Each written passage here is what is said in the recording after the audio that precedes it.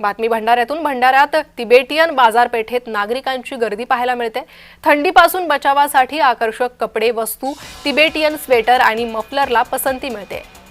याचाच आढावा घेतलाय आमचे प्रतिनिधी सूरज बागडे यांनी। सध्या भंडारा जिल्ह्यामध्ये थंडीची चाहूल सध्या खूप मोठ्या जोरात पाहायला मिळत आहे। मी आहे भंडारा जिल्ह्यातील तिबेटियन जी बाजारपेठ आहे। तिबेटियन बाजारपेठेमध्ये तिबेटियन बाजारपेठ जी आहे ही दरवर्षी भंडारा जिल्ह्यामध्ये आपले दुकान सजवत असते।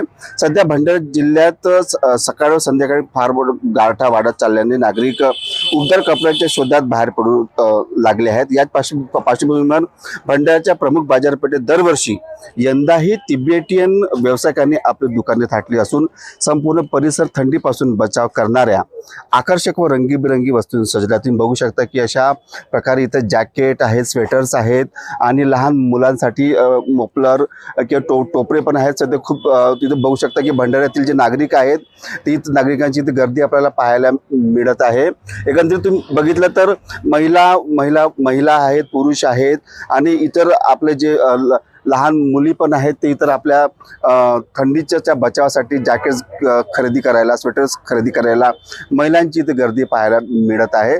सूरज बागडे, जय महाराष्ट्र न्यूज, भंडारा।